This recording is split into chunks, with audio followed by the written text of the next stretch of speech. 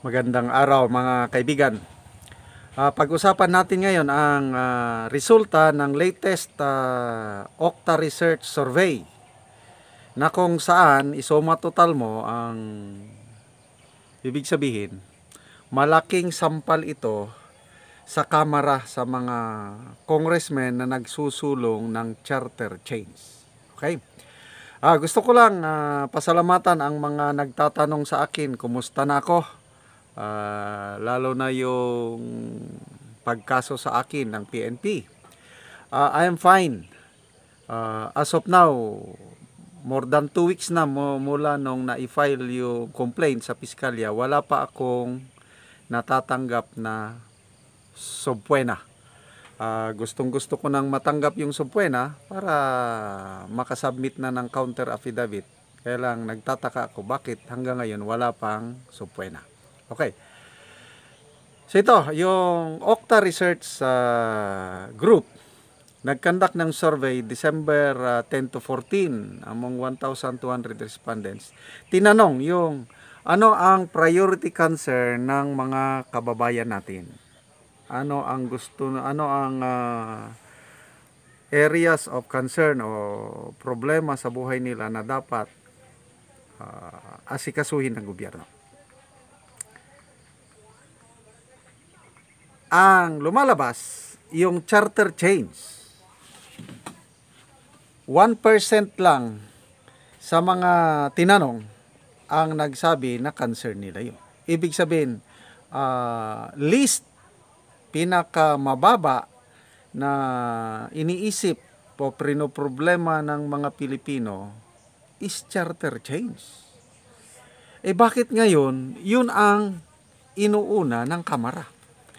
Okay, so ano ang pressing concerns ng mga kababayan nating Pilipino? Number 1 is controlling inflation.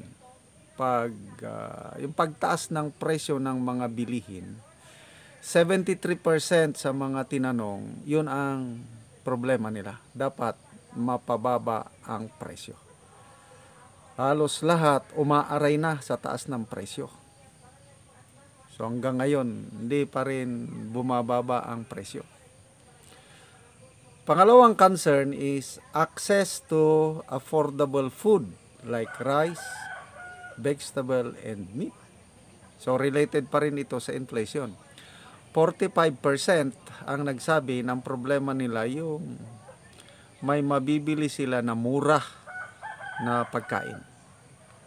Presyo ng bigas ngayon sa aming lugar is 54 pesos per kilo na ang bigas. So, matindi. Pangatlong concern ng mga Pilipino is job creation. 36% ang nagsabi nito na ito ang dapat tugunan ng gobyerno. Ang data po sa PSA as of November 2023, mayroong 1.83 million Filipinos walang trabaho. So, ang dami niyan. Ano yung pangapat na major concern ng mga Pilipino is reducing poverty. Sa mga surveys ng ibang grupo, tumataas po ang rate of poverty sa ating bansa. Panglimang concern is affordable o access to free quality education. 15% ang nagsabi nito. Panganim is fighting graft and corruption. 13% ang nagsabi nito. Pampito is promoting peace and order, 10%. And number 8 is fighting criminality, 8%. Ito, marami pang concerns ng mga Pilipino. Parang ito ang top 8. So, punta tayo sa charter change. 1% lang. And this year, itong January, pag bungad ng New Year, sinabi po ni Speaker Martin Romualdez na it's now right time to push for charter change. Kaya ito ang ginagawa nila ngayon through People's Initiative. So, bakit ang tanong, ano ba talaga ang priority ng ating gobyerno, ang Kongreso? Pangalagaan ang kapakanan ng mga kawawang Pilipino o isulong ang kanilang political agenda? Yan ang malaking katanungan. Ngayon, nag-aalboruto na ang mga senador lalo na. Nag-sign na ng manifesto ang mga senador declaring na gagawin nila lahat ang makakaya nila para pigilan ang charter change na isinusulong, na okay lang sana kung ang pagsulong ng charter change is yung ayon sa konstitusyon. So yung People's Initiative na third mode of amending the Constitution, nakalagay nga, kailang naiiba.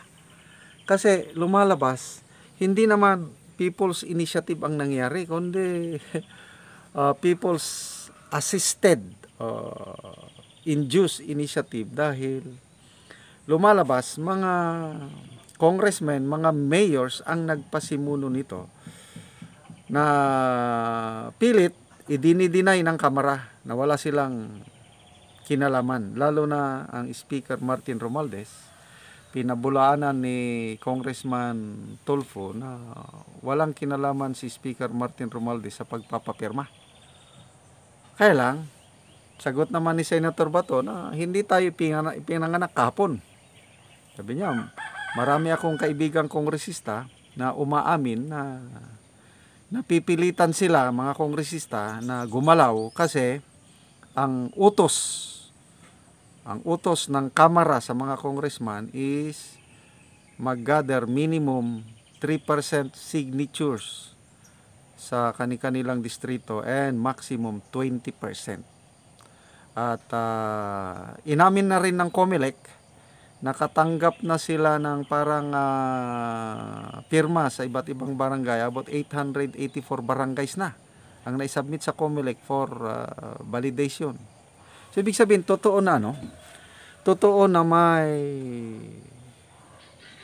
People's Initiative, yung PERMA Initiative, na nagsusulong na amyendahan ang saligang batas. So, lumalabas na yung, di ba, nag-dialogue, as reported by Senator Subiri, nagkaroon ng dialogue between the President, the Speaker of the House, and the Senate President. At ang guidance ng Pangulo is hindi siya papayag dahil divisive. Magkawatak-watak ang ating bansa at hindi papayag ang Pangulo dahil naging senador din ang Pangulo at ayaw niya na maitsapuera ang mga dati niyang kasamahan. Kasi pag nagtagumpay itong People's Initiative, mawawala na ang Senado. Ano na lang, unicameral na lang, parliament na lang, one house, unicameral na lang. Tapos naman yung dialogue. I think the President has spoken na itutuloy ang tsa-tsa, kaya lang yung economic provisions ang tatalakayin. I-amend ang mga restrictive economic provisions. Ngayon, tuloy-tuloy ang pagpapapirma dahil na-submit na sa COMELEC. I-validate ba ito? May pundo na. Inamin ng DBM, Secretary Pangandaman. Inamin na I think 14 billion na pondo na kalaan sa COMELEC para sa referendum o plebisito. So, kompletos ricados. Pati budget na ang COMELEC, hindi man sila nag-request ng ganong budget. Kaya lang, ang Kongreso, bicameral na, nagsingit ng 14 billion pesos para sa... So, makikita mo, talaga ang priority ng Kamara is isulong ang charter change. So kwahi o taliwas ito sa kagustuhan ng majority of Filipinos. Dapat sana ang unahin ng gobyerno, ng Kongreso is magpasa ng mga batas, gawin nilang kanilang magagawa para makontrol ang inflation, bababa ang presyo ng bigas, karne, gulay at iba pa, at magkakaroon ng trabaho. Ganon sana ang uunahin. Bakit iba ang inuuna? So, ano ba? Bayan muna bago sarili o kabaliktaran? Sariling political interest ang inuuna bago ang taong bayan. Nagtatanong lang po tayo.